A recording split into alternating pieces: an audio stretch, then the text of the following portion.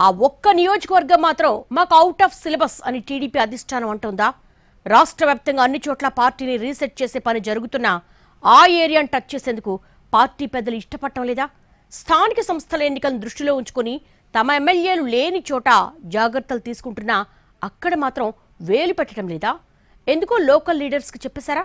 అధికార పార్టీకి అంత ఇబ్బందికరమైన ఆ నియోజకవర్గం ఏది? అక్కడి ప్రత్యేక పరిస్థితులేంటి? ఏపీ అసెంబ్లీలో మొత్తం 175 స్థానాలుండగా 2024 ఎన్నికల్లో 135 సీట్లు గెలుచుకుంది తెలుగుదేశం పార్టీ. మరో 29 చోట్ల మిత్రపక్షాలు జనసేన, బీజేపీ ప్రాతినిధ్యం వహిస్తున్నాయి. ఇక వైసీపీ కోటాలో 11 ఉన్నాయి. ఆ రకంగా మొత్తం మీద 40 నియోజకవర్గాల్లో నేరుగా టీడీపీ ప్రాతినిధ్యం లేదు. అక్కడ ఇన్ఛార్జీల పనితీరును సమీక్షిస్తూ రాబోయే స్థానిక సంస్థల ఎన్నికల కోసం సమాయత్తమవుతోంది. అంతవరకు బాగానే ఉన్న 39 చోట్ల పార్టీని ప్రక్షాళన చేస్తూ ఆ ఒక్క నియోజకవర్గాన్ని మాత్రం తెలుగుదేశం పెద్దలు వదిలేశారా అన్న సందేహాలు పెరుగుతున్నాయి రాజకీయ వర్గాల్లో. ఆ ఒక్కటే ఉప ముఖ్యమంత్రి పవన్ కళ్యాణ్ ప్రాతినిధ్యం వహిస్తున్న పిఠాపురం.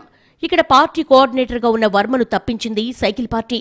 ఆ తర్వాత ఎవరికీ అవకాశం ఇవ్వలేదు. దీన్ని బట్టి చూస్తుంటే మిత్రపక్షం అధినేత ఉన్న నియోజకవర్గంలో ప్లెయిన్గా ఉండాలని పసుపు పార్టీ నిర్ణయం తీసుకున్నట్లుగా కనిపిస్తోందంటున్నారు పరిశీలకులు.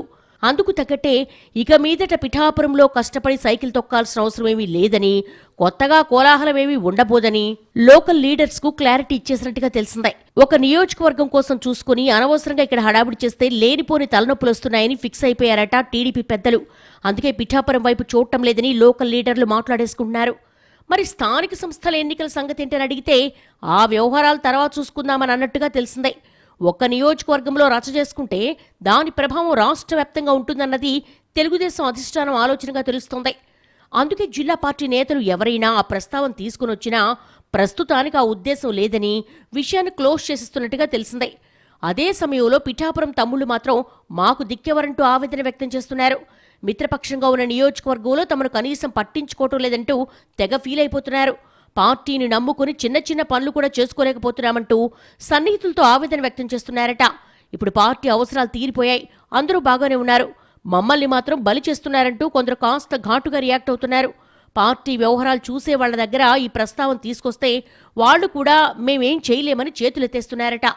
సున్నితమైన అంశాల్లోకి తమను లాగొద్దని, నియోజకవర్గంలో జరిగే కార్యక్రమాలకు హాజరు కాలేమని కుండబద్దలు కొట్టేస్తున్నట్టుగా చెప్తున్నారు.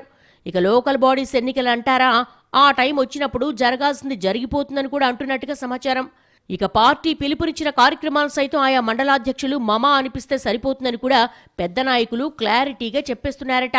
ఒక్కోసారి పరిస్థితులను బట్టి త్యాగాలు తప్పవంటూ హితబోధ చేస్తున్నట్టుగా తెలుస్తోంది. దీంతో అధికారంలో ఉన్నా తమకేమాత్రం ప్రయోజనం లేదంటూ పిఠాపురం టీడీపీ లీడర్లు అసహనంగా ఉన్నట్టుగా తెలుస్తోంది. చేతనైనోడో చేతగానోడో మొత్తంగా ఏదో ఒక లీడర్నంటూ ఇవ్వాలి కదా అంటూ ఇంకొందరు సెటైర్స్ వేస్తున్నారు. రాష్ట్ర వ్యాప్తంగా అటు ప్రతిపక్ష ఇటు మిత్రపక్ష ఎమ్మెల్యేలు ఉన్న చోట గట్టిగా హోంవర్క్ చేస్తున్న పసుపు పార్టీ అధిష్టానం ఆ ఒక్కటి తప్ప అంటూ పిఠాపురం విషయంలో రియాక్ట్ అవుతోందట.